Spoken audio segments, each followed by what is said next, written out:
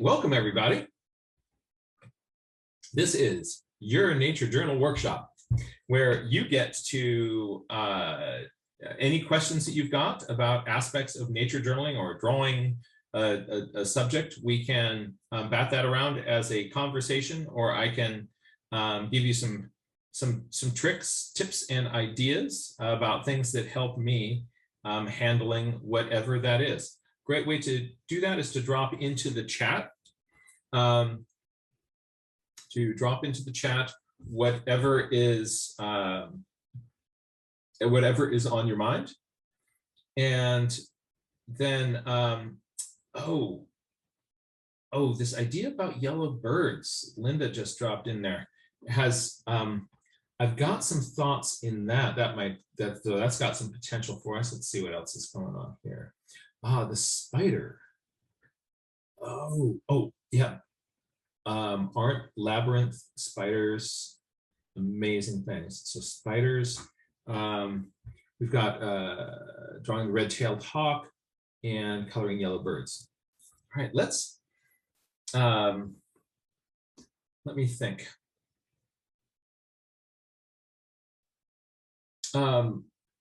So just I'm going to give you a quick thought on drawing spider webs. Gel pen and toned paper. Gel pen and toned paper is great because then you get to draw white lines on a dark surface. And instead of having like the more little spider webs you kind of get into an area, if you're doing that with graphite pencil, the more it all turns gray. And you're going like, that's not working for me. But it's much easier to do it sort of flipped, the flipped classroom, where you're doing the negative of the thing or the positive of the thing, drawing the white webs with a white pen. So do play with that. But let's take a look at the color yellow, because the color yellow, there's some real challenges on getting that to cooperate with you and your shadows. And yellow birds, like a goldfinch with a muddy shadow is just, I mean, it's still a goldfinch, but when you could have like this shadow that makes this sort of, we still kind of get this sense of like, the yellow of that yellow in the yellow of the yellow bird, that's big time fun. So let me share with you some tricks that I've come up with about drawing in the yellow, painting and drawing yellow. So I'm going to go get a set of colored pencils, and I'm also going to be demonstrating this with watercolor. And so let's take a look.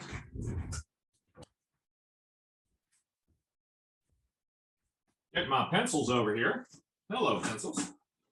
There are some pencils. There are some pencils. And there we go. Get some pencils. I have pencils. Pencils are in the house.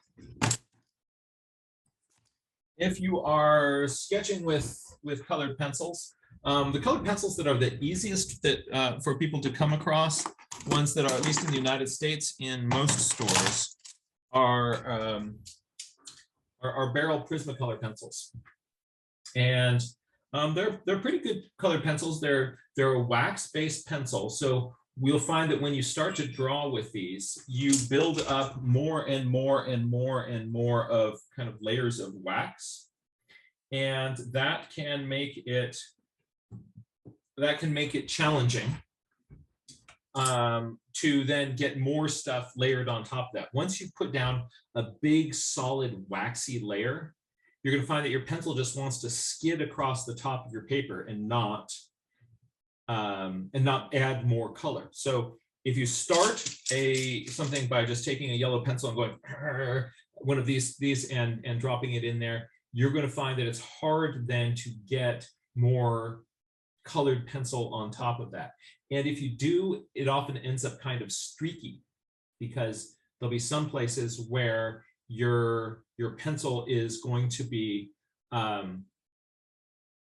where you will get a mark, but it's going to be irregular. So you'll get this point where like, ooh, there's this little blotch, there's a streak.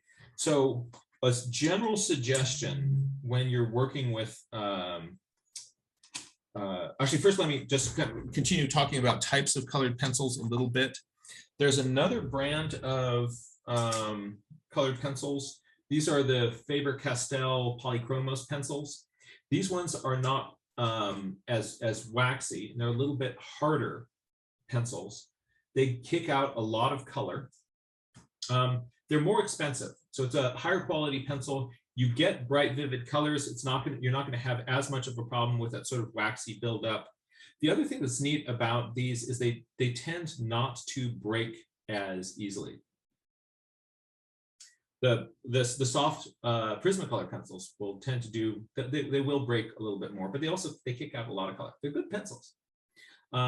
If I had a choice between one and the other, I would probably tend to lean towards the Polychromos ones.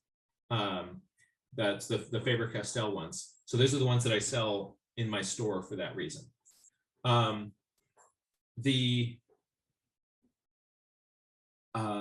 But if you've got a set, but there are more color options that come with the Prismacolor pencils. So that's a really nice thing about those Prismacolors. There's all these great color choices, and there are two colors in particular that I absolutely love, and there isn't a really good parallel for that in the land of the Faber-Castell pencils. So let me show you what those two pencils are.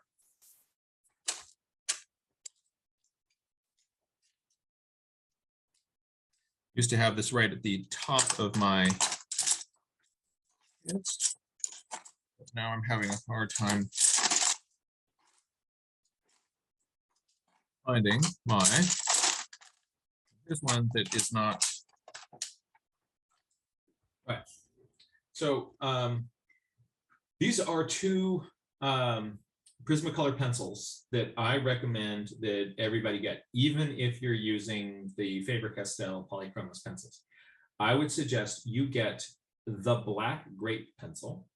First of all, it's got a really cool name, Black Grape, and they also have this sort of French name for it. I don't know if you can see that. Raisin Noir, right? Raisin Noir. that's just a cool name, right? Like this pencil is really jealous because this one gets to be Raisin Noir, right? But this one here is another very useful pencil. It is called Grade Lavender. So the Grade Lavender and the Black Grape. You're going to get yourself these two Prismacolor pencils, no matter what kind of pencil set you're getting, because these are the two pencils that I do most of my shadows with. What I'll do is I will, on most colors, I will block in my shadows and shade in my shadows using this Raisin Noir, and then I can put the rest of my colors on top of that. Let's just do a little demo of that. Let me first see if I have. What do you have? Oh, here's a sharpened Raisin Noir.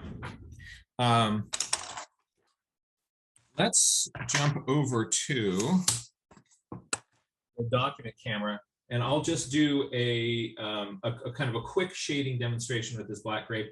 But the one that's going to be really our friend today is going to be this Grade Lavender, as we're talking about playing with yellow. So this one wants to be sharpened. Sound of sharpening.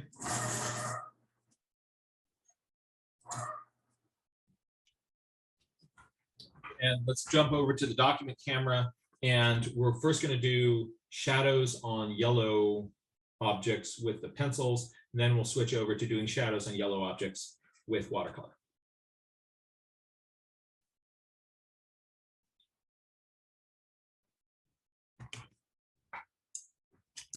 Yellow is such a beautiful color, but it's also kind of unforgiving. If there's a dark shadow that is underneath it, it really pops through. So let's say I have some sort of an object here. What I'll do is, before I have other color on it, and I can still kind of work softly, this is where I will use the black grape to put in the shadow on whatever object I am looking at. So I'm not pressing hard at all, and I can build up shadows on the object. Gonna get in a little bit more of a core shadow in there. Let's drop down on that. So there's just a, it's a ball with some little shadow on it. Then what I can do is, let's say I want this to be, let's say a blue ball. Or cyan ball. All right, so I've got now a cyan colored pencil. And you can do this. You can layer either put a polychromos pencil over this, or the other Prismacolor pencils. I've just got, I'm going to leave an area in here to be kind of white. So I'm putting a very kind of light, kind of don't cross this line mark on my paper. And then starting to, if you don't want pencil strokes to show up in your shading, a great approach is to do pencil shading with just little circles. So I'm making little circular motions, and I'm not pressing hard. And I can take this pencil directly over the other pencil.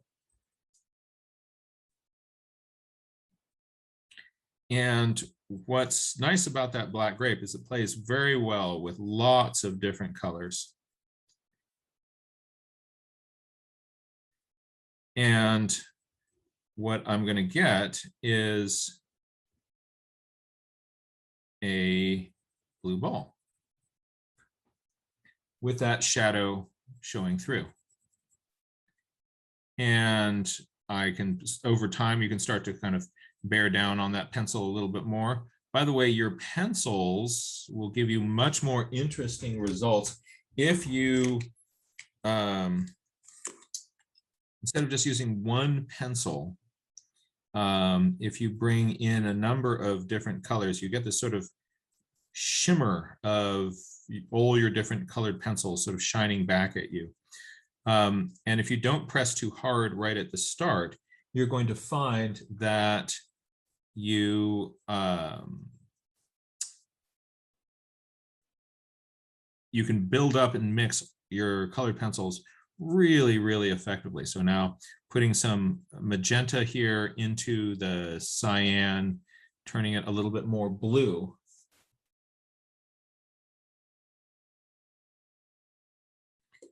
And so you can look through your set of pencils, and you can just drop a bunch of different pencils into there in the same kind of color family area. And I'm now going to just also around the edges of this, I'm going to punch this in a little bit harder, but still not really fully bearing down with this pencil. It's a good idea with your colored pencils to give yourself a little bit more of a crisper edge with the point of that pencil. Otherwise, a lot of colored pencil drawings feel really kind of just fuzzy. There we go. And so you see that we started with that there's the shadow of the black grape is underneath this whole thing. And so that I will do that. I'll start with that kind of a layer, no matter what color I'm doing, except for yellow. The reason is, let's say I have an object and I put a light shadow in on it. So there's going to be a shadow down in this area here. what you're going to find is that if I were to then, color this sphere in red, it would work great. However, if I were to make this yellow, let me show you what happens.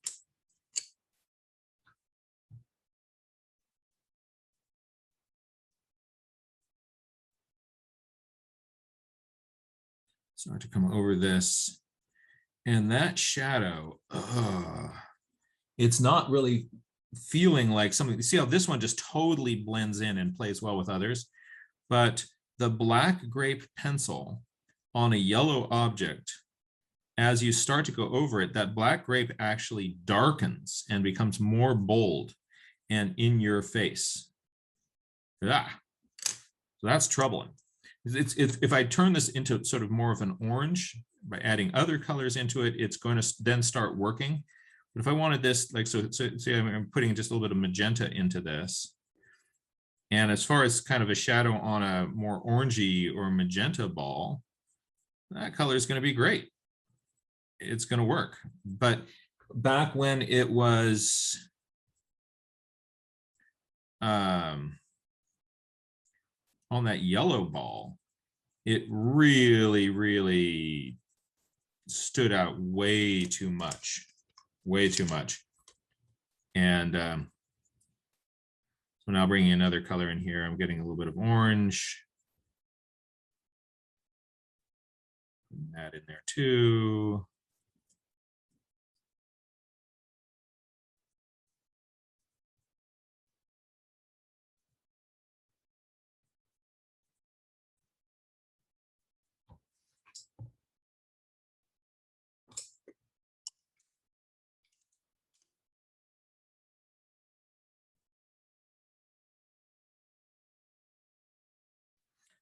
So black grape plays well with others, unless you're doing something that has a really light value.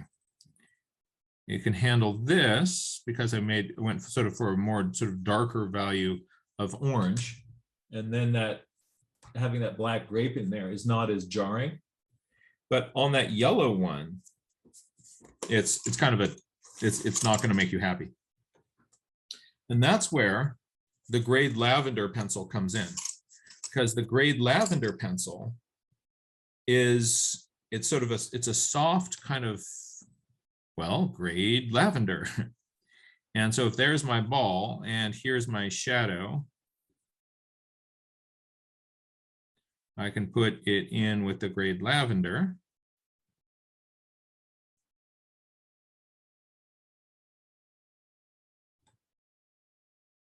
See, it's just, again, for comparison, here's how dark this going lightly with the black grape is. So the black grape makes it much more in your face mark. But now I can come along with my colored pencil here, and I go over that grade lavender, and it's a softer shadow mark.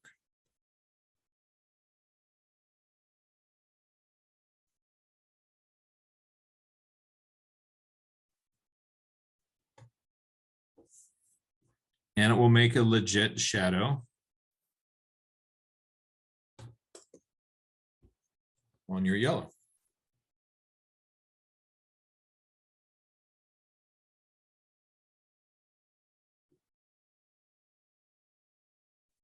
You see the shadow when I was on did it with the grade lavender, it's just too bold. This feels like it's subtle enough to be a little shadow zone on this object. The reason that I'm, both of these, the Raisin Noir and the Black Grape, they're slightly purple pencils. The reason that I'm using kind of a purplish hue for my shadow colors, let me just make a little, I'm going to make a little triangle here of kind of with the a little kind of color theory triangle.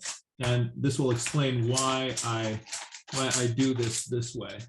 Use this, a little bit of purple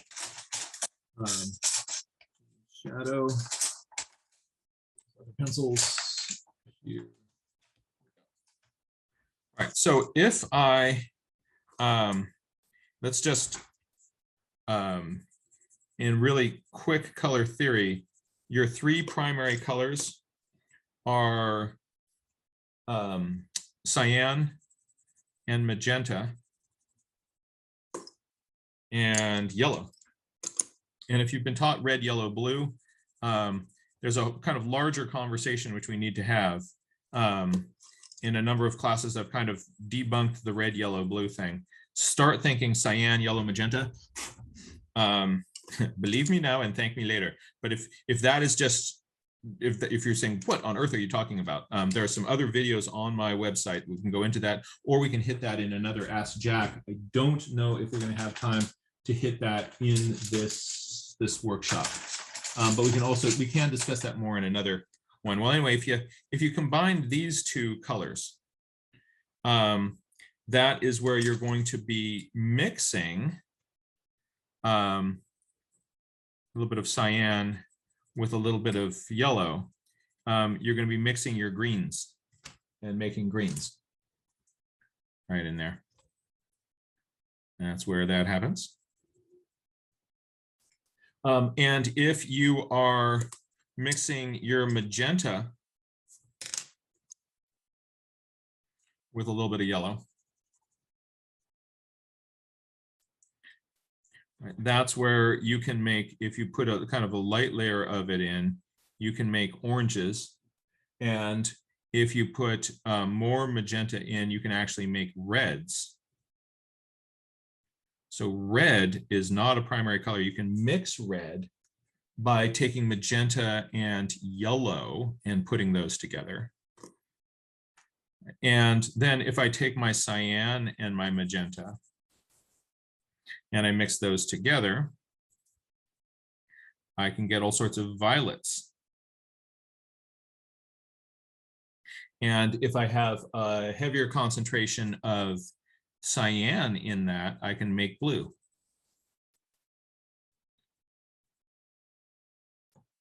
So blue is a combination of the magenta mixed in with the cyan. So these three here that I'm connecting with these blue lines, those are called your primary colors. These ones here are on this outer ring, the red, the green, and the blue. Those are your secondary colors. So they're derived by mixing a couple of these things together. This purplish color that I have is, let me sort of mix that purple back. I made mine a little bit more blue, so I'm going to give myself another spot off here with a little bit magenta, with a light dusting of cyan in it. See how that makes sort of a purple.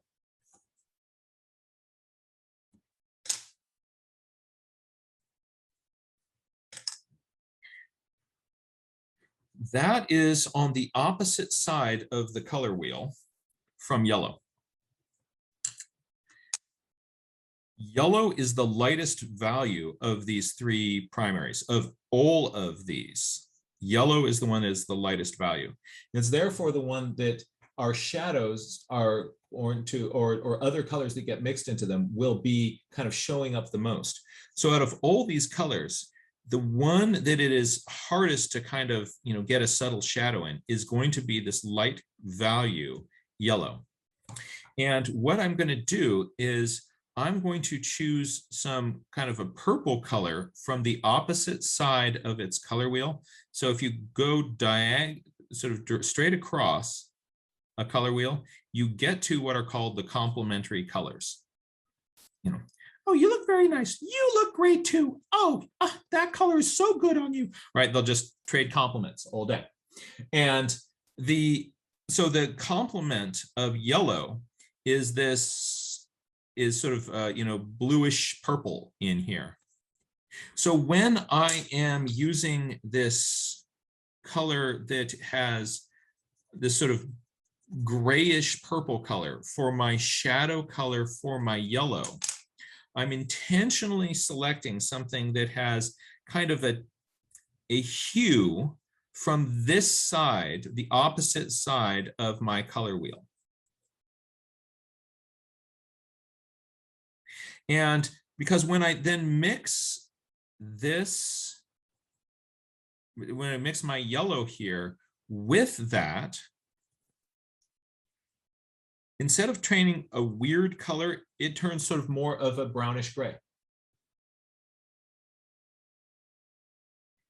If I use something that has a little bit of a bluish tint to it, right? So let's say I had a shadow color that had a little bit of a bluish tint to it.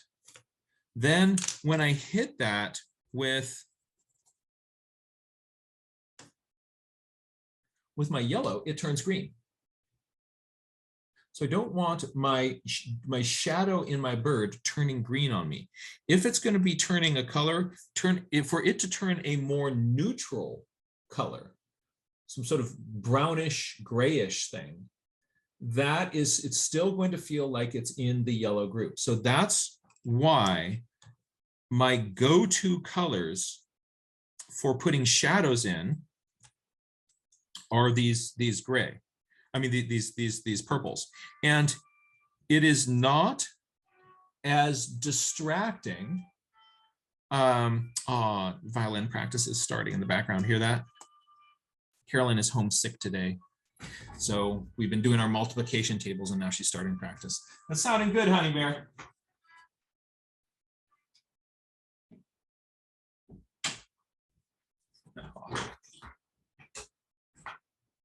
Little self-starter.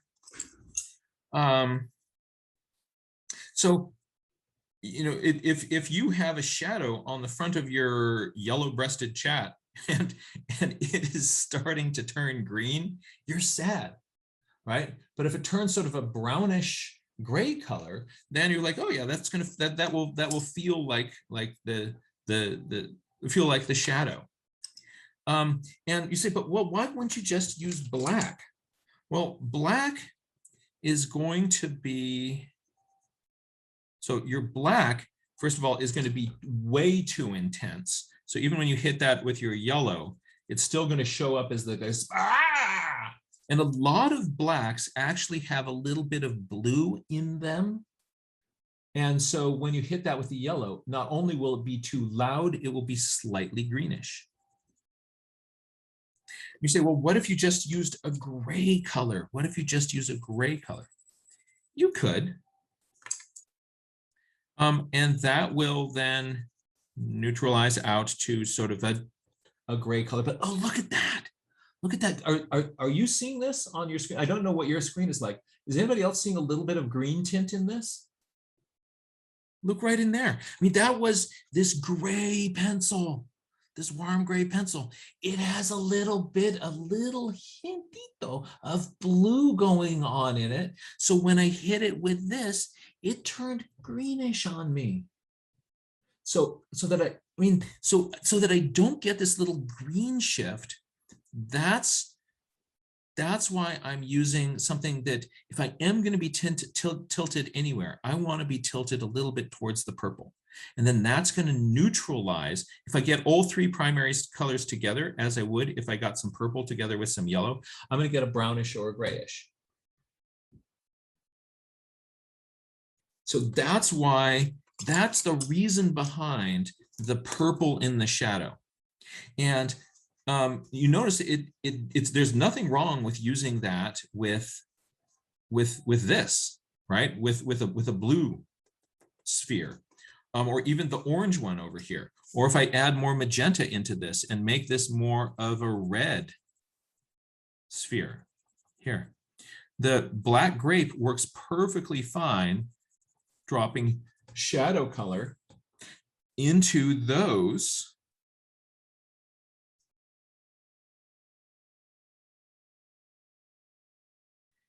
and that's the reason behind me really kind of encouraging people to get these two pencils and use those as your initial base for your shadow. So if you're going to be doing, if something has like a very pale white belly or cream colored belly, I would also probably still use this grade lavender because, you know, if that's there on the belly, you know, it's going to be much more subtle than if I had come in with something like this and put my shadow in. Right. But on the back, if this was, say, a bluebird, on the back of the bluebird up here, in places where it's getting shadow, I could very easily put in black grape into its shadows in the blue part, because that's going to be mixing with blue. So again, my rule of thumb is for super light value things, and especially yellow, I'm using that grade lavender. And then for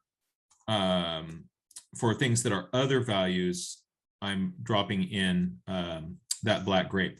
Another great thing to do in your shadows, like let's say I have, here's a cyan sphere, the cyanosphere.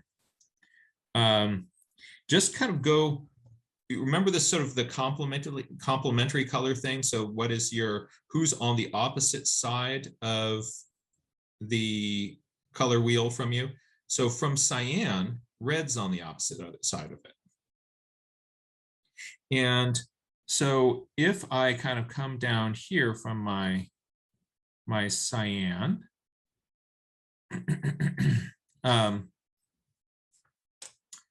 I can use some red also in my shadow.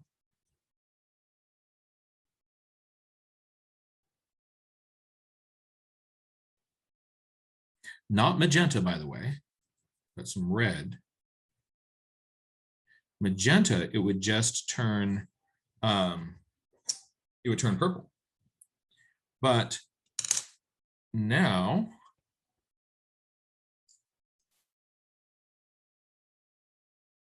I get this over that, and look at how the red, it just sort of makes, it's starting to make this sort of nice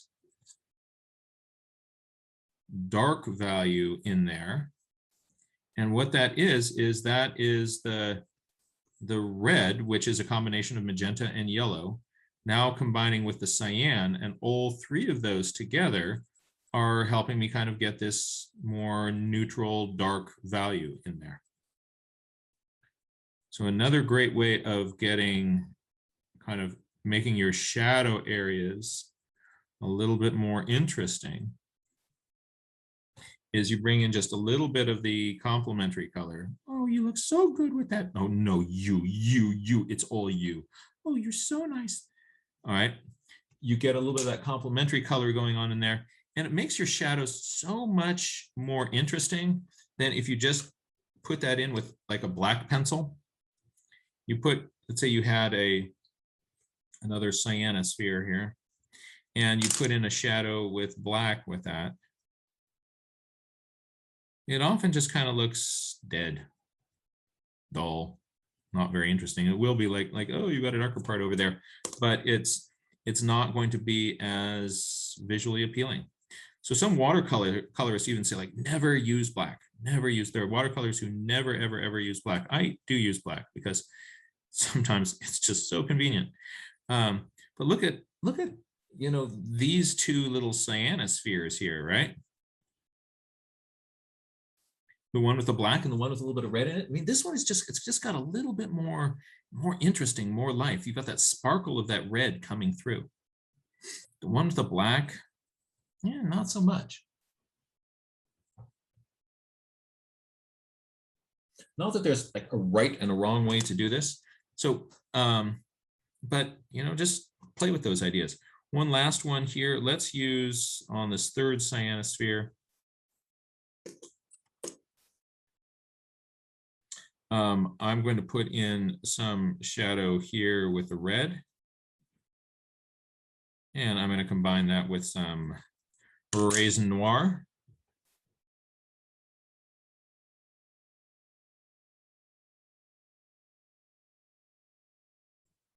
A little bit darker in there. And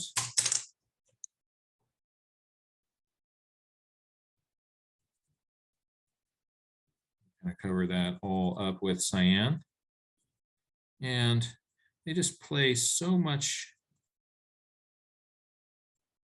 It makes it for a much more kind of interesting shadow zone than you would get if you just went in there with your black pencil.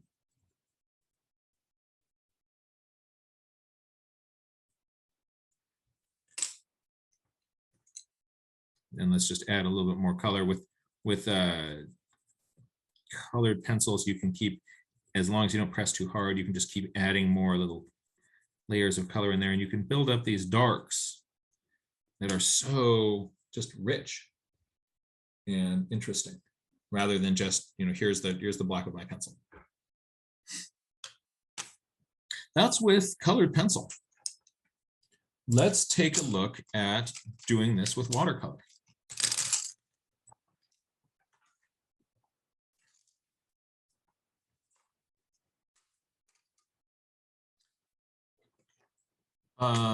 When I am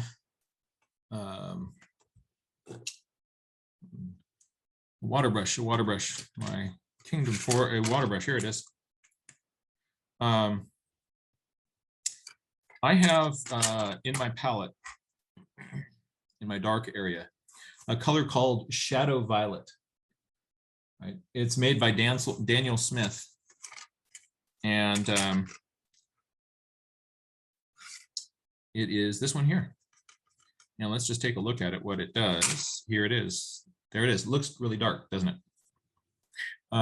As I get it a little bit more, actually this one's really dark because it also has a bunch of other stuff in it. I'm going to clean that off a little bit for showing you what that color is. There we go. So this is Daniel Smith's Shadow Violet, and it is a fairly dark value, and it leans towards the purple. It's got a slight purple lean to it.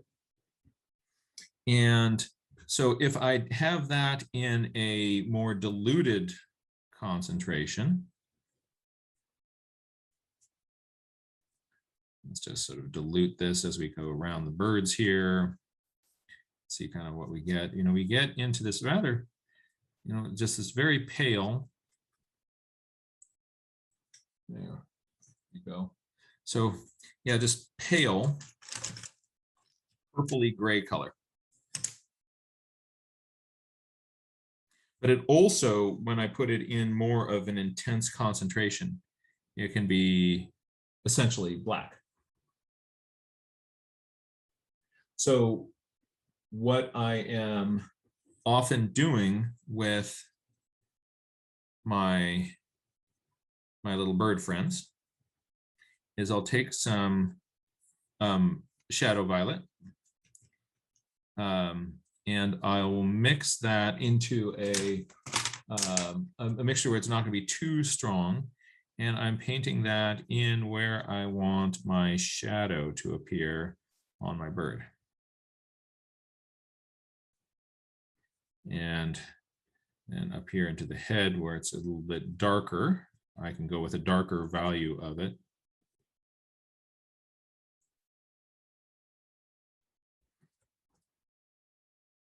So I'm just putting a light value of my Shadow Violet. This technique that is a sort of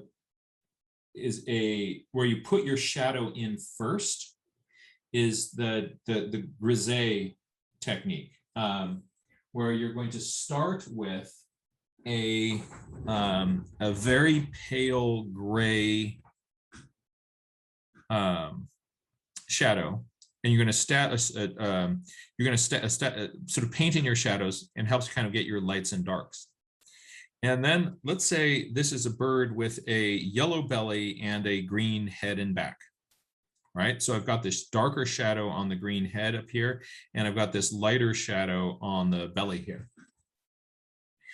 What I can do then is on that green head, once this is dry, are you dry? No, you're not. I'm glad I didn't paint over you. So I'm going to let that dry a little bit more. What about you? Are you dry? Yeah, you're dry. Okay, I'm going to just paint over the yellow part. So I've got some yellow here in my palette. Get some of that on my brush, test the color of, see it off on the side, and kind of like, yep, that's the yellow that I want. Or if I need it to be a little bit more of a orangey yellow, I can change the tint of that yellow.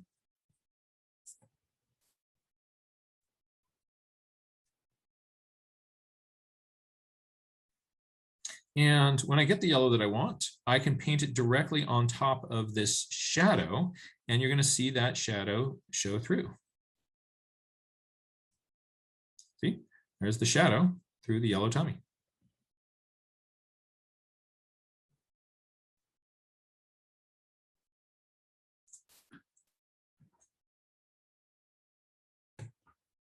Let's give myself a few spheres, and while our head is drying. So here are a few objects that want to get a yellow shadow on them. And what I'm going to do is we're going to see kind of at what concentration do we want this shadow color to be. So that's in there, that's in there. Tap, tap, tap on I'm hitting this on the rag on the side. So each time it's kind of getting a little bit more pale. Let's go for darker. That's really dark. And maybe in between there. So I'm going to take a damp brush and just kind of tickle the top edges of these to make this a smoother transition. So before this really dries completely, I'm just getting the top of it wet. And that's going to give me a soft edge instead of that hard edge on those little shadow shapes. I'll let those dry while I put some green in on the head of the bird.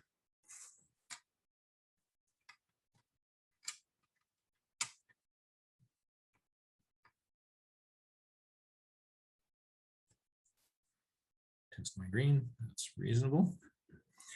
So if I put this green color here in on top of this bird's head, while those guys up there are drying, you're going to see the green shadow show through.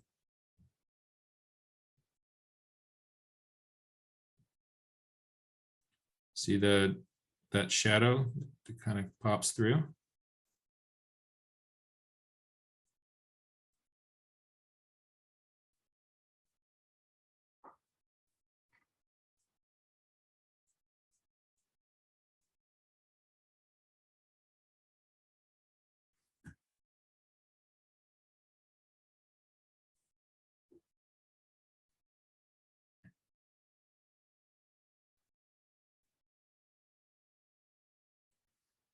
Let's try some different yellows on those ones up there, and we'll just sort of see how these different concentrations of shadow violet are going to play with those yellows.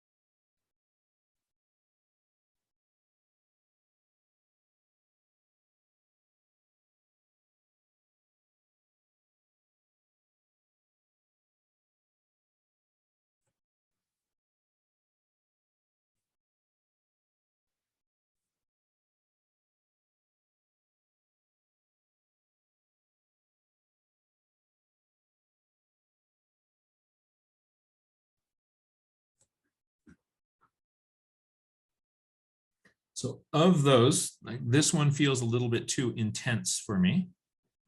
Right? This one over here is doing kind of a nice job of sort of showing me my contours and still letting it be a yellow object. Change the color of yellow on that one. So that's my approach for yellow. I will first, now let's say I want more of an intense shadow in this. I can do that once this is dry. I can come along and I can put in a little bit more shadow here. And then I'm going to get a clean brush and just soften that edge.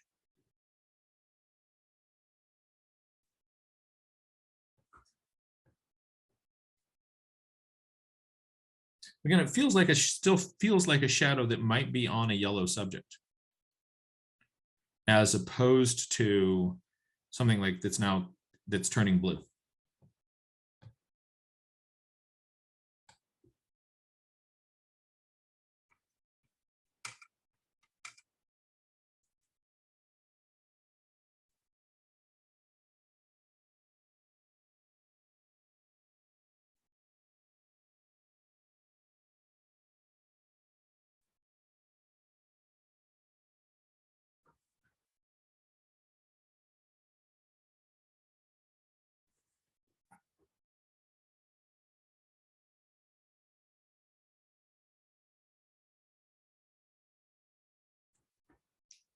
That is how I play with yellow on a bird. So my shadows are sort of shades of purple. And just to make life simpler for myself, I just sort of think of my shadow violet as a general go-to color for shadows. And that way, when I'm up in the business of something that's yellow, it's still going to work. And it's also going to work in other colors as well. And I found that to be an effective strategy. One last thought about yellows is think to yourself, are you more of a kind of a bright lemony yellow? Or are you more of a sort of a darker yellow? Like, look at the difference between those. So here's where we're really bright and lemony. And so this is the difference here between, these are two different pigments. That's Hansa yellow medium and Hansa yellow light. So Hansa yellow light is giving me that really lemony one. Here's kind of an interesting thing to see. If I take a little bit of magenta and I bring that into Hansa yellow light,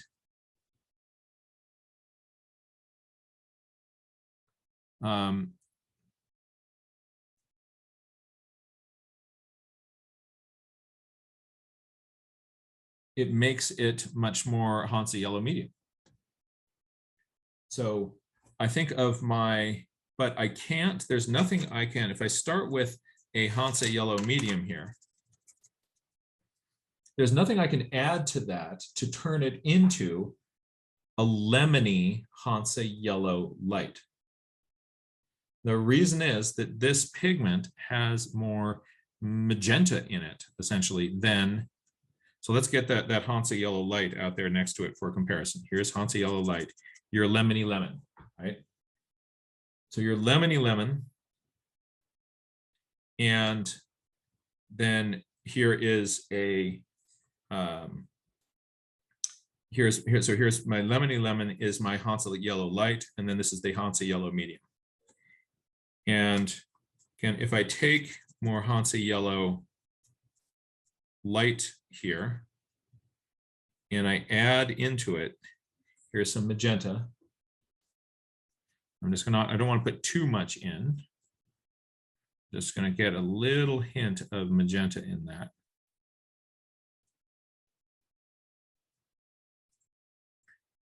Just notice how it warms it up to something much closer to the color of the medium.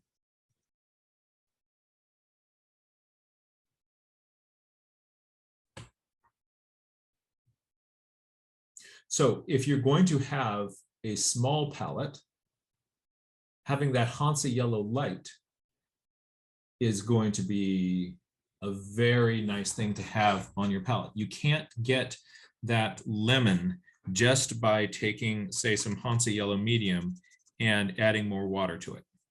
I dilute that, and it's now just sort of this lighter gold color. It doesn't turn lemony, but I can get the lemony one to be much closer to that Hansa yellow medium by adding some magenta into it. So in your palette, you want to have a place where you have a bright, clean, lemony yellow. With that, you'll be able to mix a lot of other colors. And keep your yellow clean. So some of these, notice this orange here, it's got some gunk in it. A lot of my colors are kind of gunky. But the more that I can keep my yellow clean, especially my lemony yellow, that's going to allow me then to be able to paint with that color when I need to. If it gets a lot of other stuff in it, it becomes much less useful. The thing you especially don't want to do is have a brush that's filled with some other color like green. Let's say you're mixing a green and you've got all this gunk on your brush and you bring that into the yellow to get a little bit more yellow into your green. You've now contaminated this pool of yellow with gunk. And if that kind of mixes in with your paint, if it's a little bit damp, you may never get that out. So keep this yellow clean. And a great way of doing that is in a couple of your other mixing areas, like up here in my green mixing area. You know what this is right over here on the side? That is right there. Let's take a look at it. That is a wad, that's a little dab of yellow paint that is sitting up there in the corner. That's some Hansa yellow light. And it's sitting up in the corner of my green mixing area. So that when I'm mixing my greens and I want some yellow, I don't have to come down here into this. I can come right over here into this, get some yellow, right? And then I'm continuing mixing my greens. But I'm not mixing this green gunk in with this. In addition to that, you can see in my yellow mixing area, let's say I've got some sort of dirty stuff on my brush. I'm kind of getting some orange and I think like, I want a little bit more of this. I don't want to dip this orangey brush into here. I want to just come down into this wad of Hansa yellow light that's also sitting right here and bring that out into my mixing. That's going to allow me to keep this as a bright yellow when I want to be a goldfinch. Be the goldfinch you want to see in the world.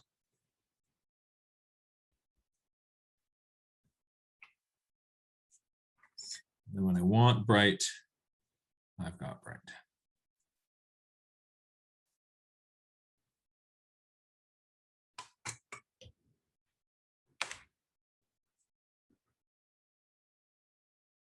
And that, my friends,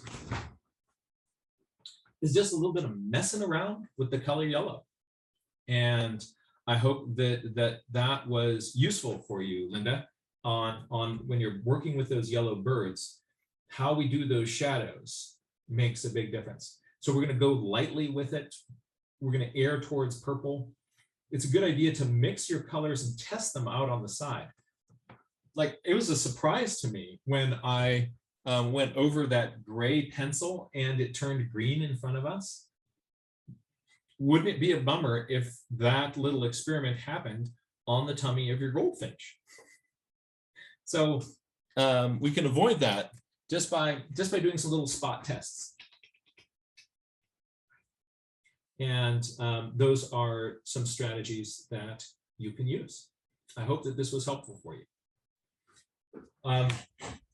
In just a moment, we're going to jump over to our community room. Before we do, Ivea, are there any community announcements that would be relevant for people? We usually do that at the start, but I was so excited about just kind of getting going that I totally forgot. And Could I bring you on to join me for any community announcements? Here we go.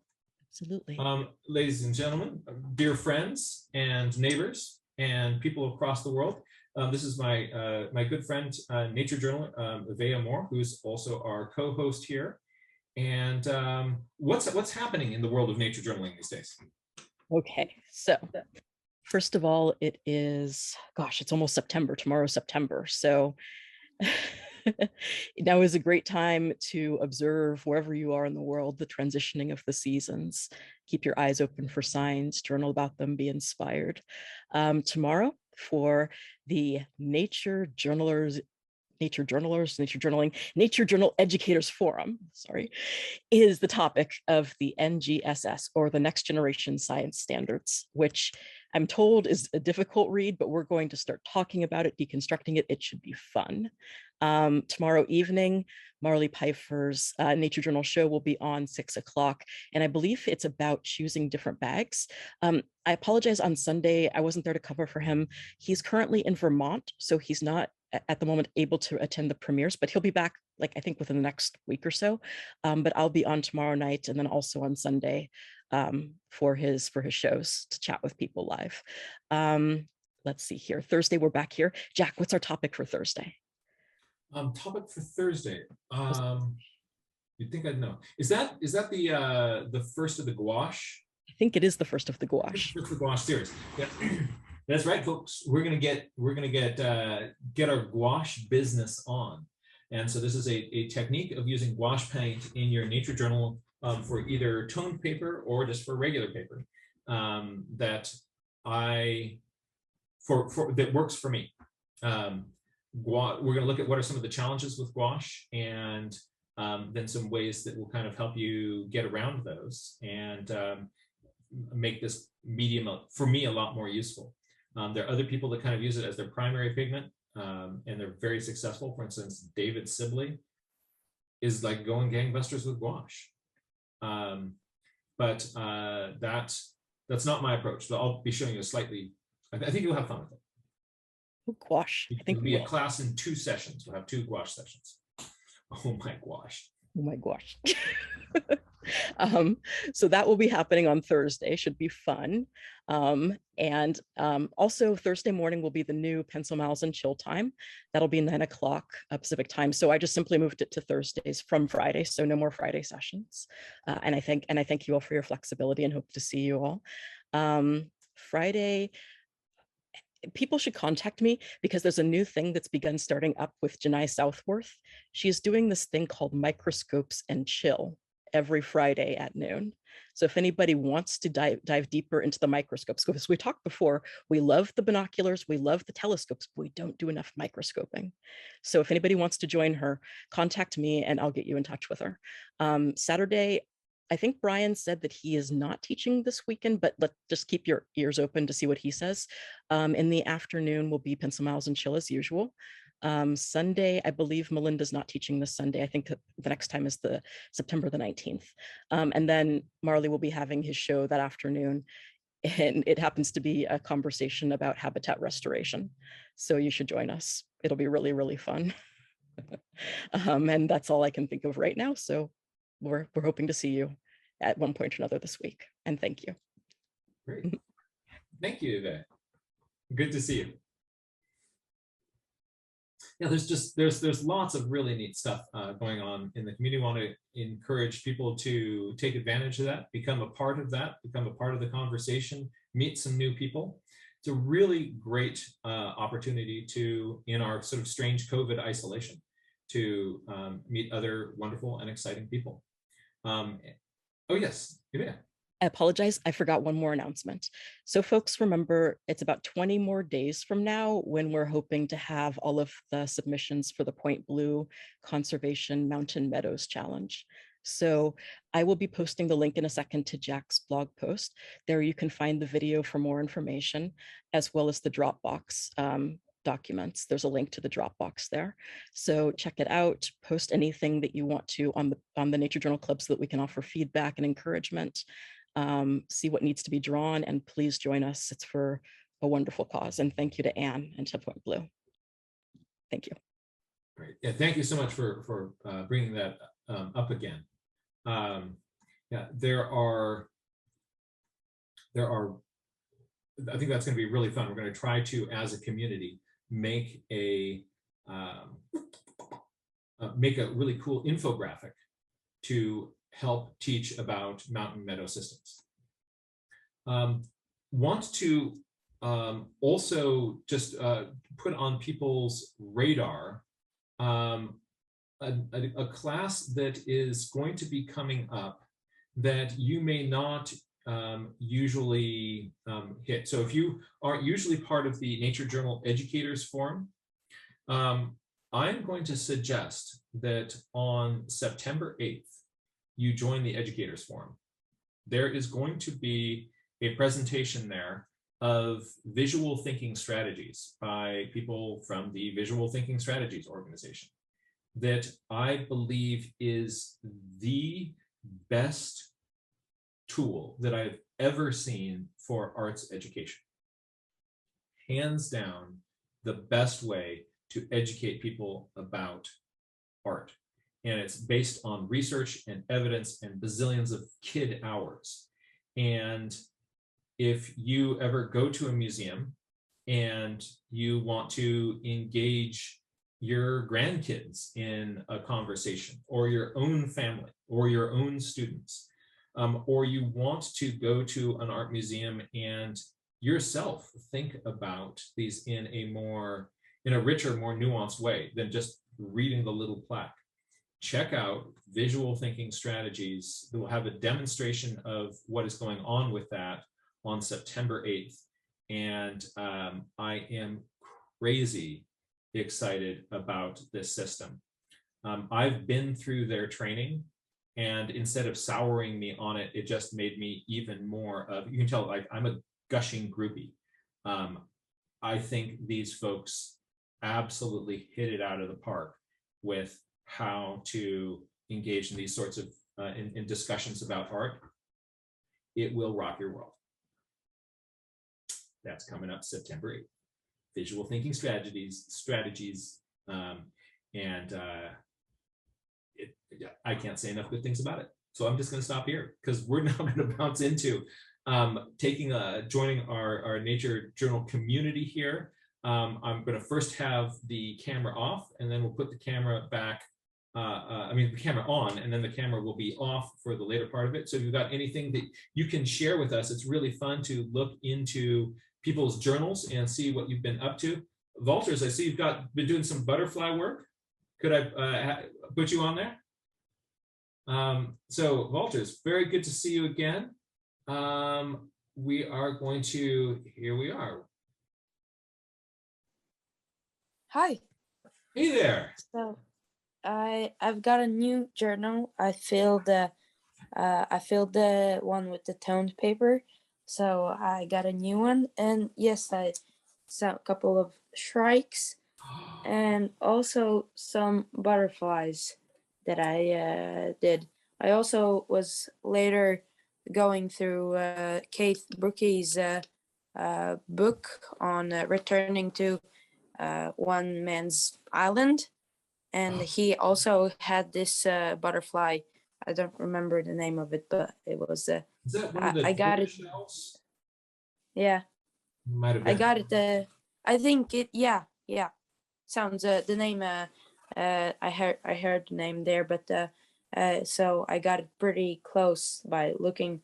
I looked at the drawing, and mine was pretty close in detail also. So. Oh, that's great. Did you do the trick of, while it was in front of you, focusing on one side? Yes, I focused on one side. I did the one side, and then I just copied it onto the other one. Oh, that's really fun. Yeah. Love it. And isn't it neat when you've been doing toned paper for a while and then you bounce over to white paper? I find myself going like, white paper is great. And then I'll be using white paper for a while, and then I bounce back over to tone paper, and I'll be like, oh my gosh, I missed tone paper. But it's so neat. Right when you make that change, your brain is kind of going like, and there's this novelty that you get of having the white paper, and you're noticing that your whites, your bright things are so much more bright and vibrant. Yeah. It's fun to bounce between the two. Yeah. When you know, when you're going with the tone paper along the way, whilst you have tone paper sketchbook, you kind of learn a couple of things, what you could do on white paper. And when you have the white paper sketchbook, you kind of, oh, I want to try this on the tone paper. So for now, I'm gonna do that. I'm gonna have a white paper sketchbook, then a tone paper, then a white, so I don't get tired of like the paper color. It's a great way to do it. It's changing, yeah. Could we see those shrikes? Could we take a closer look at your shrikes? These are red back shrikes. Oh, that's really cool. The facial expression of shrikes is such an interesting one. This is cool. This is really cool. Yeah, I've got more shrikes ahead. So, oh, these are interesting. These are swallows, and we have these. They on the shoreline there are these steep slopes, like kind of like a thick sand, and they kind of make these holes in them, and they nest in them.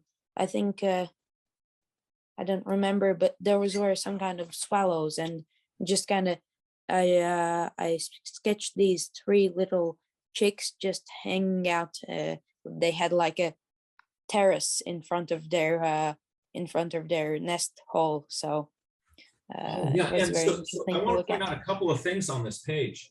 So one is something that Vultures is doing that makes these swallows look so swallowish is that bold line above the eye. I'm not sure structurally what is going on with that, but there's that big strong ridge above the eye on swallows, and you've hit that in all these drawings, and it kind of gives them a little bit of an Angry Birds look. But that really, without that, these wouldn't really feel as swallowy. But with that, it really, especially when you see them from the front, we have these two little kind of lines pointing down, like over your eyebrows, like this. Yeah, it's a very, very swallow thing. So you've really got that swallow look. I also am really liking the block diagram on the bottom. If you had just drawn the bank, it would be hard to see the angle of the slope. But because you made that into a block diagram, it communicates the angle of that slope so clearly. It's really steep. It's at some points it's at 90 degrees. So it's a really steep slope, and they have these holes on the top, and yeah, very interesting birds. That's cool. That's cool. What else is going on in this book? Yeah. So also this northern weather.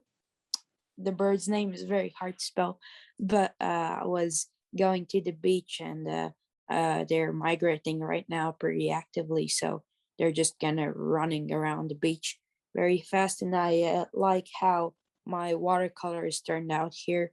I tried. I put more water on the brush than I usually do, and I liked how it turned out. So. This really has the subtle the subtle blends of browns and grays on the body is really solid, going up into that white throat, and then the high contrast by the eye and the tail and the wings really pops this species. You've got terrific control of your watercolor now, and you're making it do what you want. That's really cool to see. Yeah, I'm trying a lot of things lately with my watercolors. So this is also on the same day.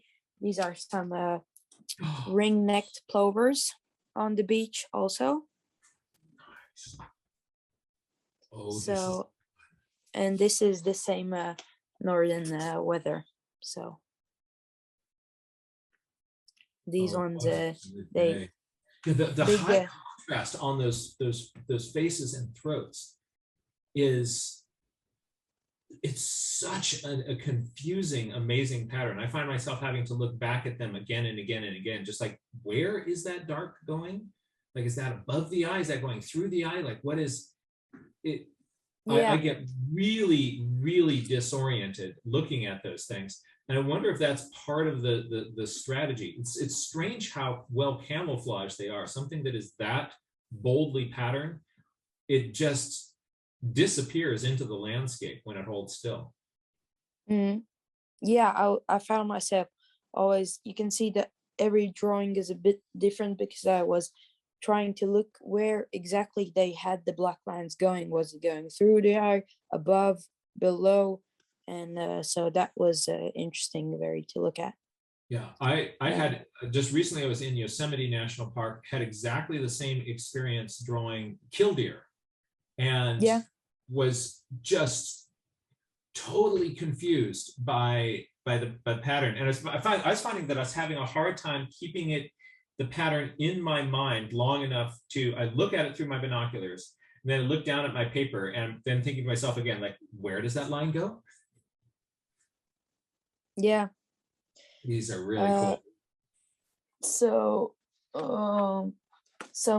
some spotted flycatchers. They're just moving around a lot in the bush. So just some fast sketches of the poses that they gave me.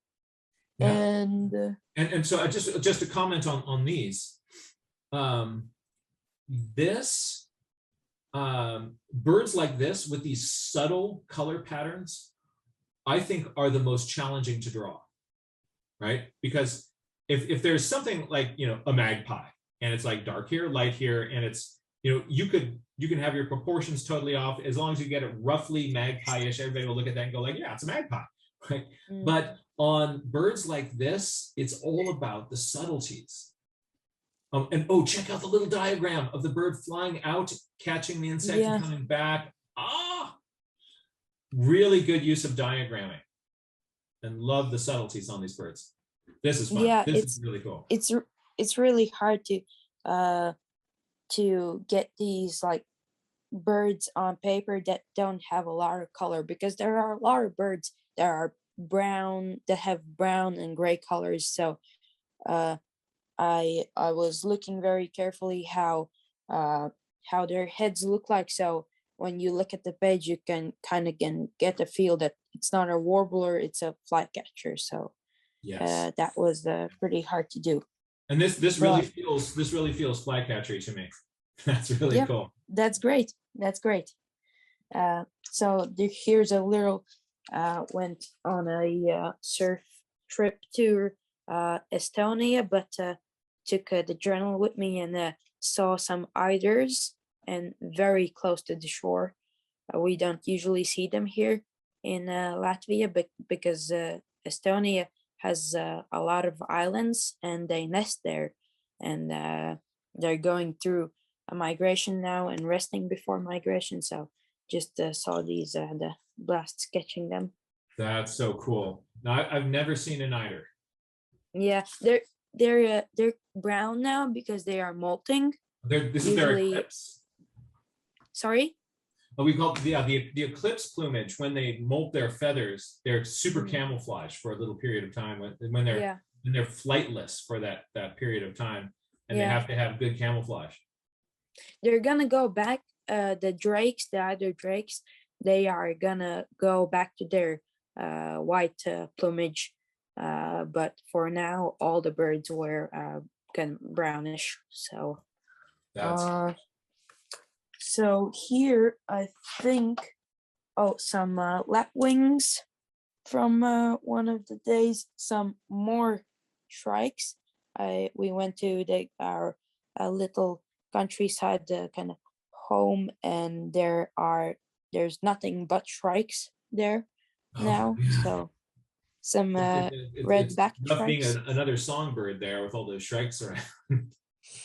Yeah.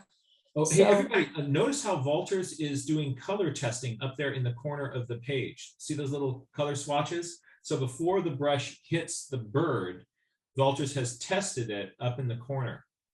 That's a very good strategy.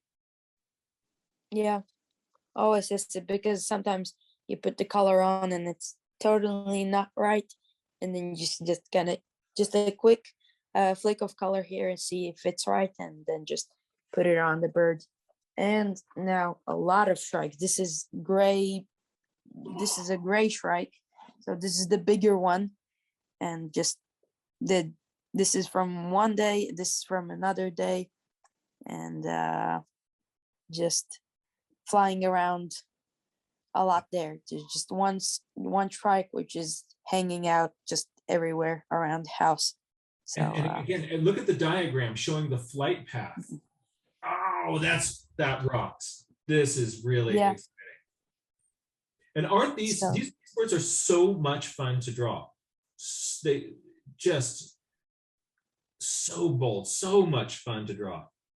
Yeah, they always, when you're drawing the head kind of from the back, like for example, at this one, you draw it, and it doesn't really look like a shrike, but then you kind of put in the beak with the little tip like that they have, and it just becomes so shrikey, so to say. Yeah. What? Yeah, that thick beak. Mm. Yeah, here in the United States, we've got only two species of shrike, so we're kind of a. Yeah, us too. Well, there have been like 4 species seen, but regularly you can see only 2 as well. So. But it's neat. The bill proportions are slightly different with our 2 species of shrikes that we have, and that you can kind of gives them each kind of a very different kind of gestalt. So you get but you still get to draw that mask and the contrast. Oh, so much fun. What kind of habitat are you in here? Those shrikes, well, we have open fields there with bush, with some bush here and there, but mostly open fields. So they sit on wires. They're completely natural fields, like with grass, and there's a lake very nearby, and so yeah, fields with a couple of bush here and there, and a lake nearby. Pretty much, they don't hang out in the forest or anything. They like open spaces. Same with ours. Oh, this is great. This is fun. Yeah, and just last day I was there, also some last sketches of them. Oh, yes. Oh, look at this. Oh, this is so neat. They just force you into this limited value range. Only white, gray, and black. That's all they have. When I love that one looking back over its shoulder there, that little partly finished sketch at the top there. That's also just the proportions of that bill. You look at that, the little forehead going up, that dark mask. It's shrike. That's absolutely shrike. Yep. Yeah. So already like 1/5 of the journal filled. This one's gonna go fast. 1/5 and one third of it with shrikes. So. That's right. This will be the Shrike book. Yeah. All right. Hey, thank you so much for sharing this. A lot of people were commenting just how inspiring it is to see those pencil miles. And also, it's really neat. By the time you're done with that big Shrike series, we can really see just how you kind of now intuit the proportions and postures of the Shrike. The Shrike drawings just get more shrikey as you're going on, just sort of steeped in shrikes. And that's true with anything that we do. It's that kind of observation. And notice that there's, for a lot of people, what they do is they kind of go out there and like, oh yeah, I've seen the Shrike before. Now what else can I find? Right? That there's this idea that we have, because I've seen it before, somehow I've got it.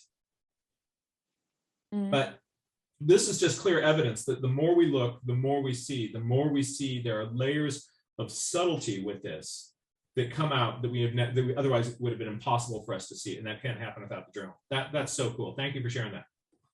Thank you. Really good to see it. We're now going to jump over to Chloe. Hey there, Chloe. Happy to have you with us. And I'm going to bring you aboard here. how have you been and what's happening in your world and your journal? I'm good, and I did this one about hawks. I didn't actually see a hawk. So today was our first day of school. We do homeschool, Yeah. and we were reading this is it like a science book?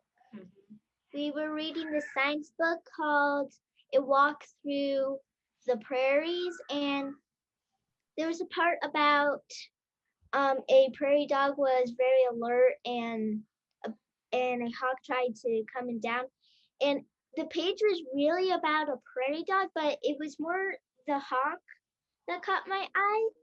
Yes. It was because the main question was, where does red-tailed hawks make their nests? In so and then we did this idea and then info. Oh, I really like your icons as you are thinking about this. I can see you're doing sort of mind maps. You're using icons to kind of lock on to different ideas as you're learning things and wondering about things. This is a great way of visual note-taking. What was your main question? Oh, go ahead. And I'll bet if you folks contact your local Audubon Society, there will be somebody there who can tell you and the family where you might go to see a red-tailed hawk nest. Because throughout the United States, they're an abundant raptor, and very often their nesting sites are locally known. If you're here in the Bay Area with me, I could take you to about 3 around here. But you might be able to find through your local chapter of the Audubon Society, where you might be able to find and see a red-tailed hawk nest. Yeah. Cool. Thank you. Well, and then I asked Mom if she had like any books or stuff about hawks, and she found this one online, and it told me what they like to eat and stuff, and I only got to read a few pages because it was almost this Zoom meeting. So so this like tells me like if the prairie had everything for a red-tailed hawk to live in. Oh, so you're making kind of an sort of a habitat diagram showing the different sorts of things that the red-tailed hawks need in the environment around them in order to survive. Is that what we're seeing there? Yeah. That's a really cool way of visually recording the information that you're learning. That will really help it stick in your brain. That's a great idea.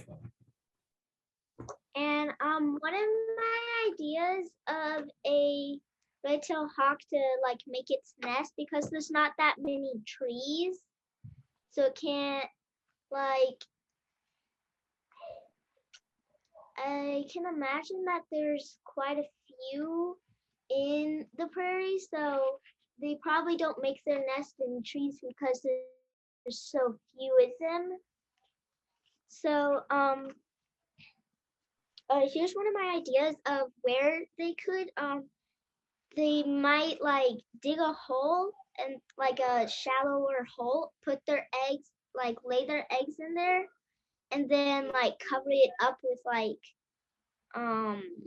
grass maybe, so like predators, it would be harder for predators to find them. That's interesting. That's definitely kind of the approach that alligators take, where they'll lay eggs and they will bury them, and then often the plant material around them also starts to decompose, which releases some heat, and so there are animals that I've read about that are taking those eggs and burying them. It will be, I like how you're also saying this, here is a possible answer. You're just like a good scientist, you are keeping that kind of that tentative language, like I wonder if, or could it be this? What we want to do is always use that kind of language when we are making our guesses about things, because otherwise what people will tend to do is when they get an idea and it sounds plausible to them, then they'll kind of just get tunnel vision on that idea. But because you're using that, what the scientists call the language of uncertainty, it keeps your mind open to many more possibilities. So Chloe, I like the way you are thinking. I like the way you are taking notes. You've got really interesting ideas. Why is it that we can see red-tailed hawks around, but we're not seeing their nests? Maybe one possibility is I'm looking in the wrong place for their nests. Maybe they're nesting on the ground. Some raptors are ground nesters. So some birds of prey are ground nesters. A good example of that might be the northern harrier. What state are you in? Missouri. Right, I think you've got northern harriers there too. So it's a low-flying raptor that will make nests on the ground. So this is, I think it's a great project to kind of encourage you to dig deeper into the world of birds. And thank you so much for sharing those notes with us. I want to encourage people in your notes to use little icons and those sort of lines and connectors, much like Chloe is. If we map our ideas and thoughts on the piece of paper, it helps our brains notice and maintain the relationships between things. And using icons like Chloe does helps us also just sort of visually kind of sort through the notes that we took. It helps those ideas stick in our head. So thank you very much for sharing that. That's also inspiring for a lot of other people to see. No problem. Really good to see you. Let me take a look here at the gallery again. And let's jump over to London and visit our friend Ray Bonto and see what is happening in Ray Bonto's journal. Hi there. Hi. So I've had a week of travel. Like after Tuesday, I started going a little out of London. Yes. So we went to this place called Leith Hill, but I didn't nature journal over there. Because there was another place nearby called Warnham Nature Reserve, which was filled with birds. And it would be closing. We thought it would be closing in 40 minutes. But that was only the cafe part, and we had 1 hour more than that in the reserve place. Oh, great.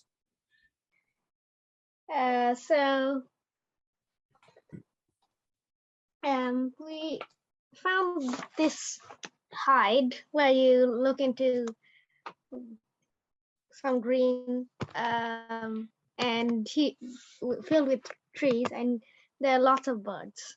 So the first one I saw was this pheasant. And it didn't see you because you were in the hide?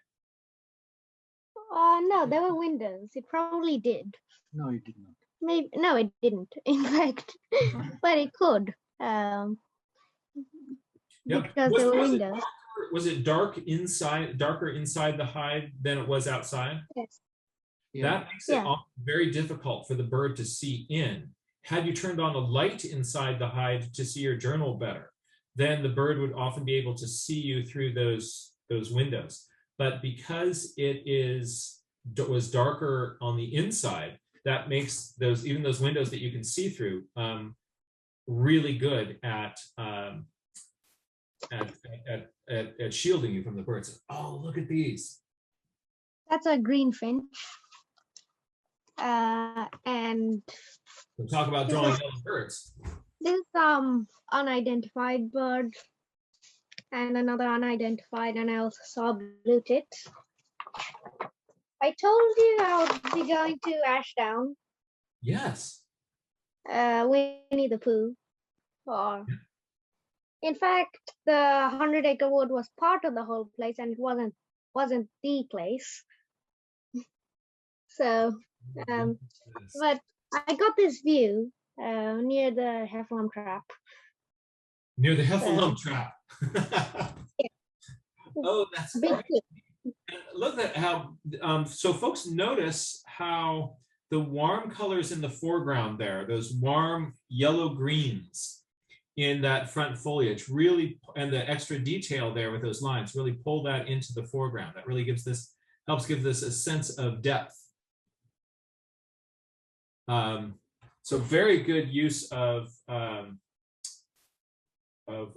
you know, having those warm colors pop towards you.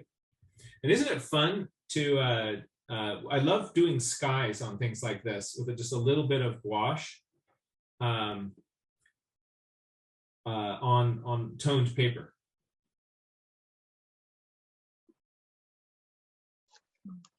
Thank you. And this is around the Heffalump Trap. Not finished. Not Tree. really finished. That's the pine Tree. tree. And then we went to a place called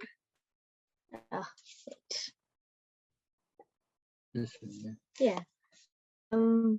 Bowling Gap. Look at those cliffs. Are those chalk cliffs? Yes. Yes, known as the Seven Sisters. Wow.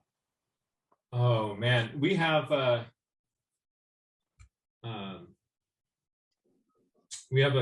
beach out here called Drake's Beach, where Sir Francis Drake is thought to have come close to the shore and or even gone on shore and thought and be reminded of the cliffs of England.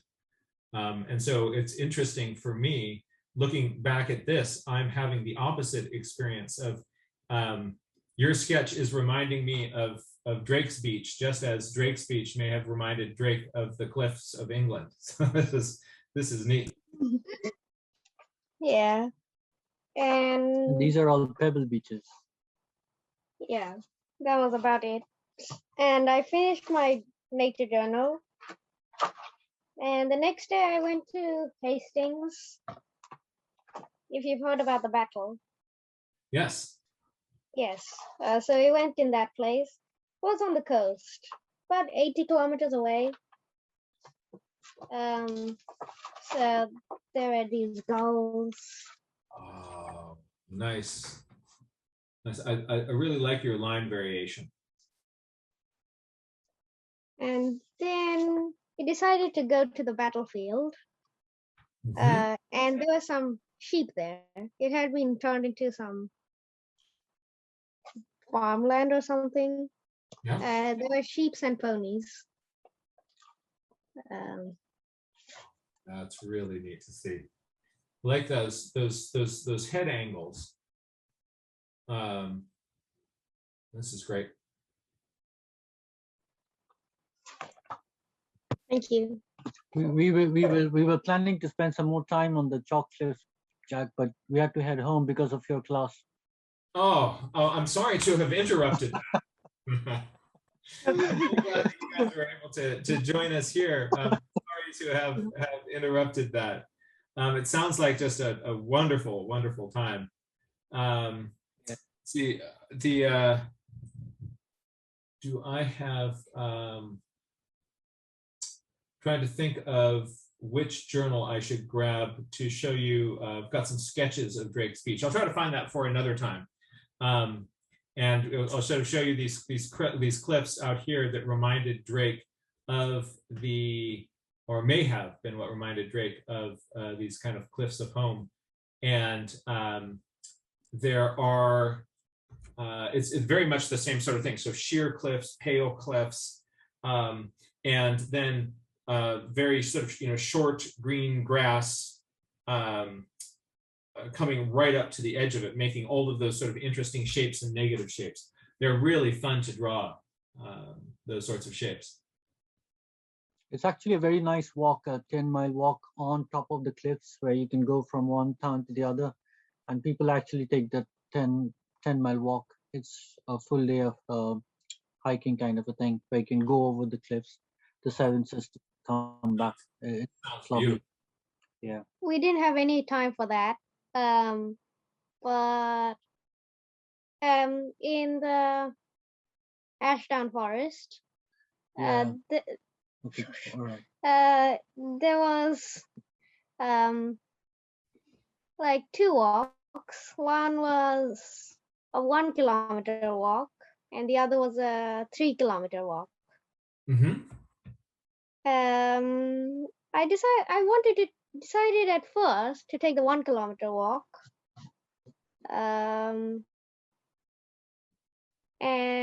But then we found that if we took the 1 kilometer walk, we would miss the North Pole and the 100-acre wood. Ah, yes. So we decided to take the folks who are just tuning in on this, the area that they were traveling in is what sort of inspired A.A. Milne to in the author of the Winnie the Pooh stories. So when they're talking about the Heffalump trap, this is sort of where the Heffalump trap would have been in those in the stories. And so there actually are kind of geographic locations where you can kind of go by.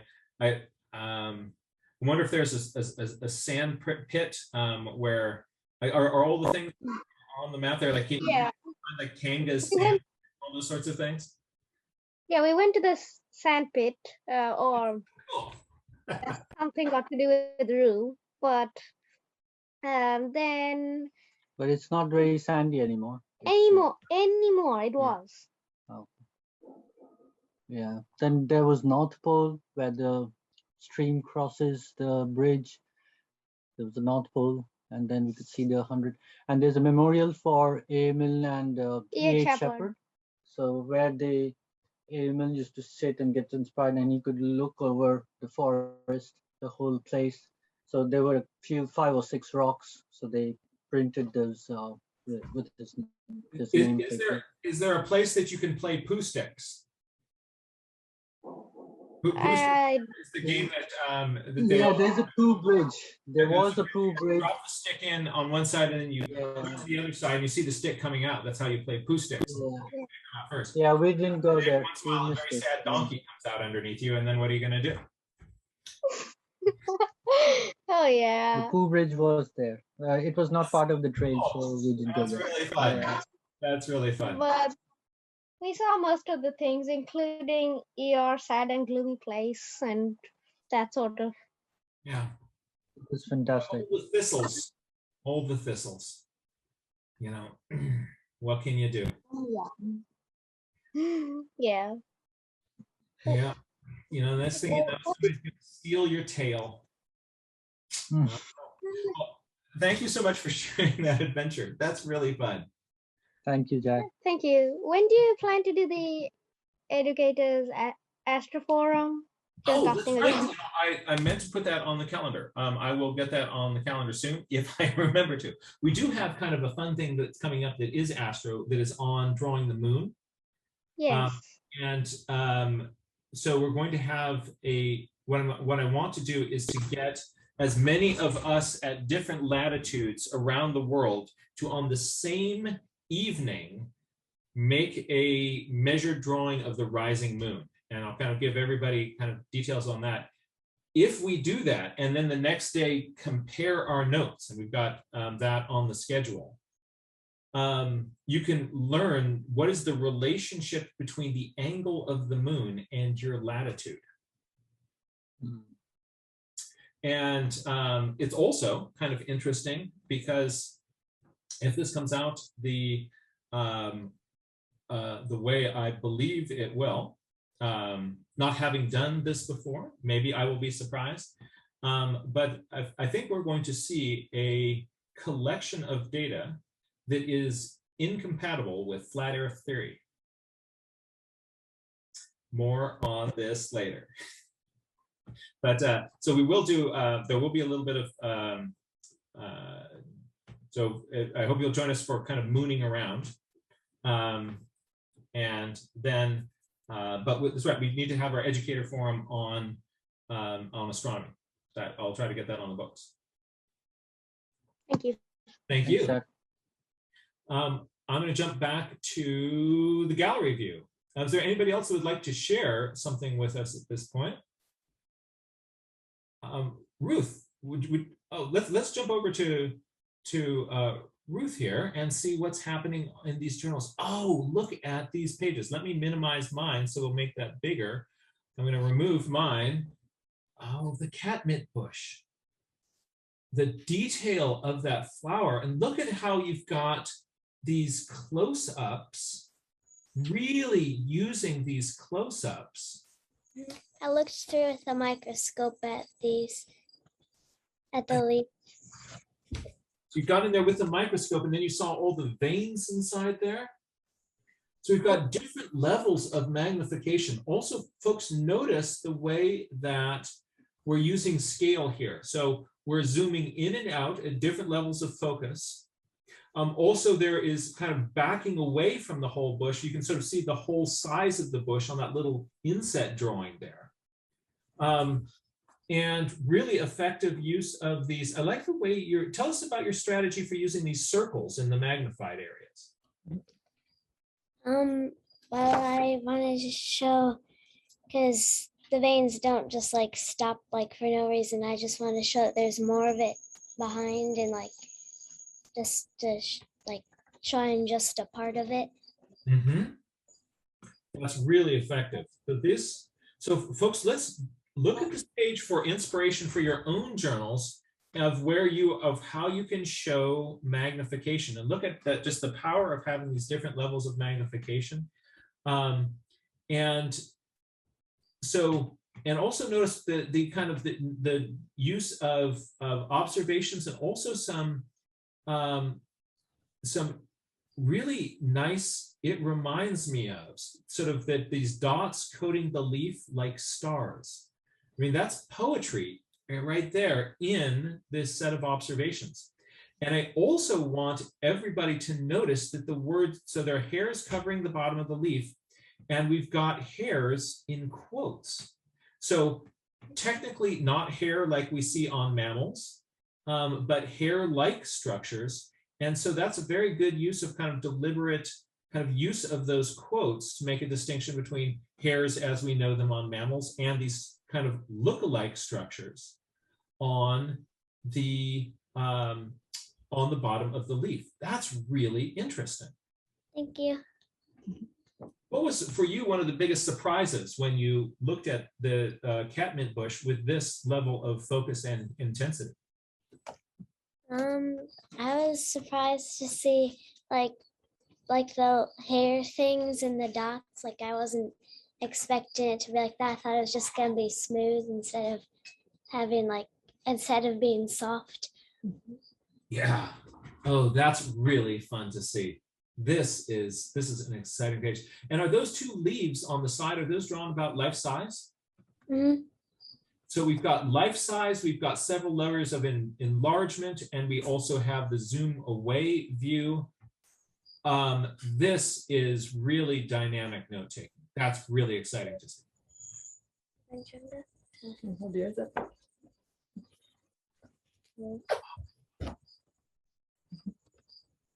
Yes, yes, yes. And so here we're also kind of, we're taking the look at, I want everybody who's also keeping a nature journal, let's be inspired by what we're seeing here with what you can do with your words. And notice by having some kind of key ideas bold or with the red highlighting on them, or those drop caps, others circled and engaged like this, that you get just so much. It makes the how we can play with the words so much more fun and dynamic on the page. What was a surprise for you? I love, it reminds me of the rhinoceros. It reminds me of, that's a great, it reminds me of.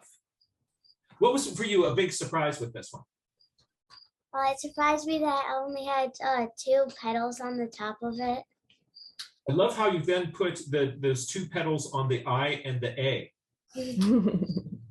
That is so. I mean, what a clever way of doing that. It's just it's fun to do that, right? Yeah. And so yeah, let your mind and your heart be playful on your nature journal, and you can have, you know, when we're in kind of a little bit of a playful mindset like that, it relaxes us and opens us up to other really other really interesting observations and creative insights. That's really fun to see. Thanks. Thank you. Thank you so much for sharing that. Oh, yes. So we've got observations. I'm seeing questions. I'm seeing the zoom in. This is really fun to see. What was for you? Was there a surprise to you as you worked on this? Something that you noticed as you were partway through your work? No. I wonder why it has grown by that fence. Did you find it in other places that were not by the fence, or was it only by the fence? Only by the fence. That's an interesting observation. I wonder what is going on with that. Is this something that was growing more wild on its own, or do you think that somebody had planted it? I don't know. I don't know either. I wonder about that. This is great, and it's there's a lot of them on our fence. Right? I like the way that you are also taking observations that you're making and connecting those with questions. So some people say, like, they're by the fence, but you're then taking it the next step and say, like, okay, why is that? Why is that? That's a very interesting question. So good curiosity. Thank you. Thank you. Thank you so much for sharing that with all of us today. All right. That was really fun to see. Thank the 3 of you very much for sharing your nature journal observations there. Was there anybody else that wanted to share a page before we turn off our camera? Debbie, let's jump into your journal here. Oh, this will be fun. Hi there. Hi, just really quick.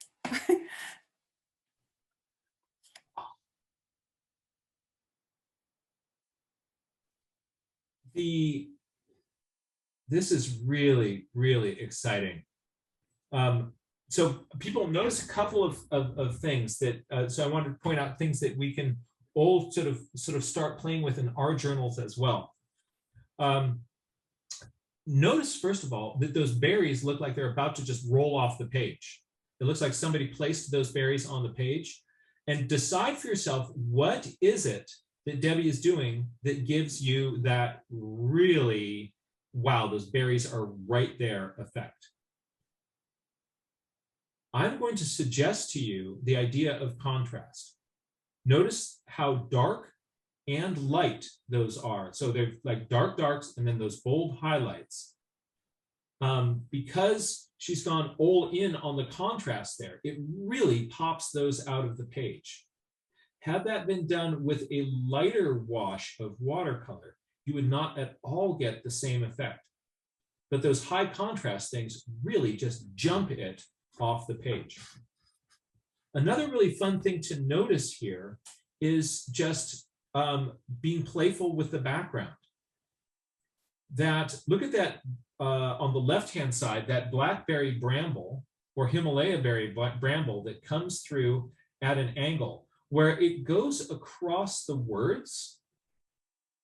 She has just drawn in the color, a light version of the color, so you can sort of still imagine that continuing on up that way, but without detail, so it doesn't sort of detract from the writing and confuse the writing.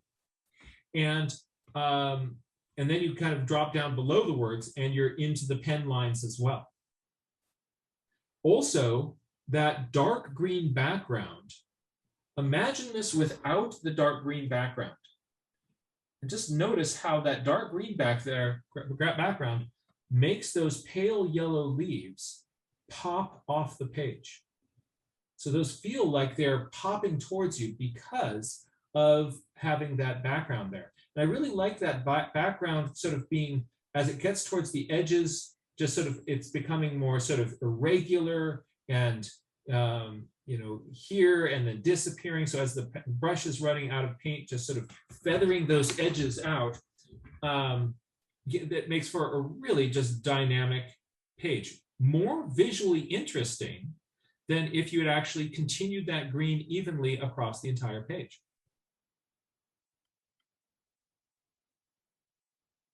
Another way of getting that that contrast with those leaves, notice the leaf on the left to make that one pop out. There's also just a few little hatching lines, those dark hatching lines behind it. Notice how those leaves just pop out.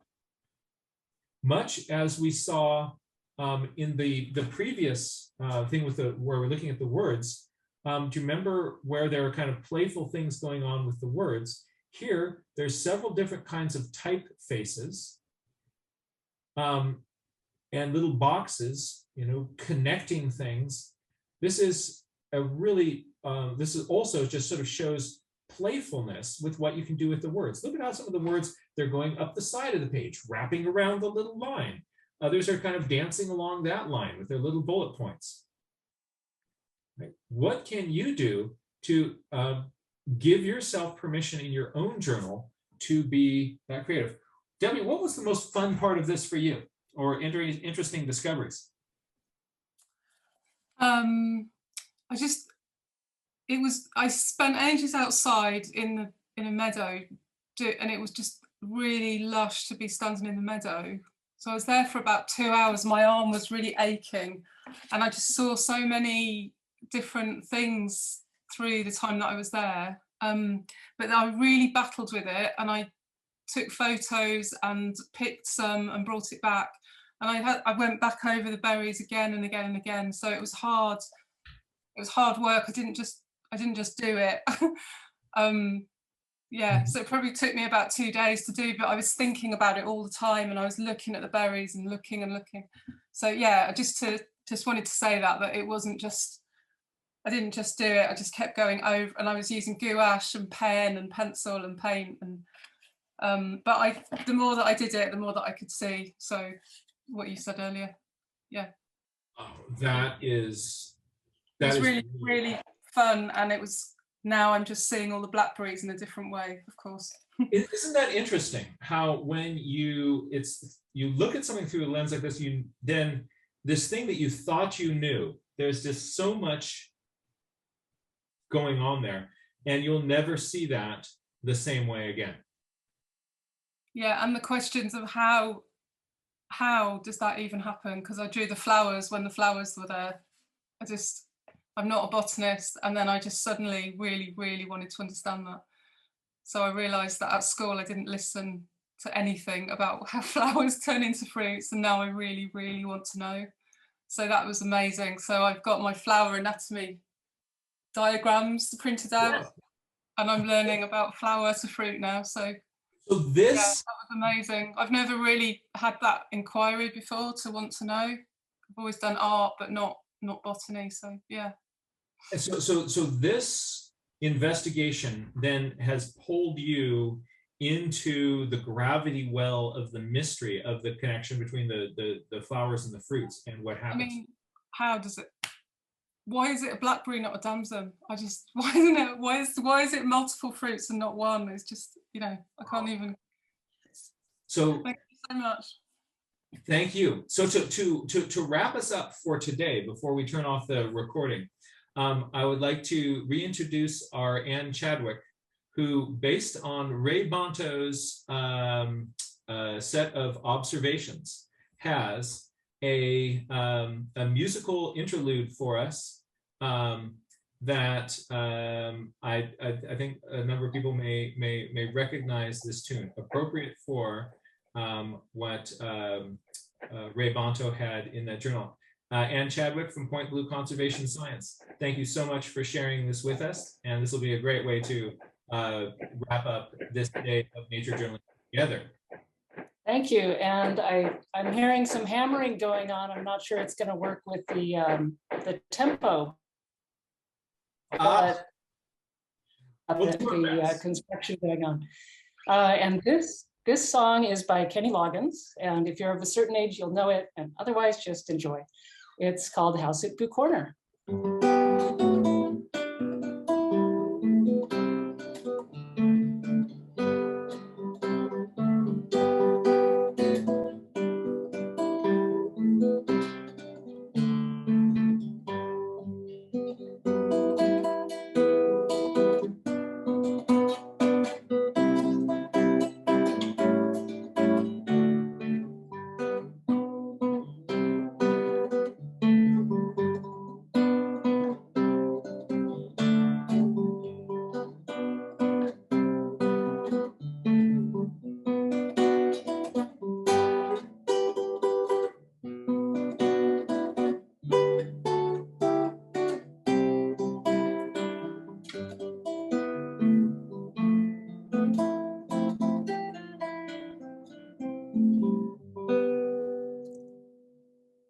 There you go, House at Boo Corner.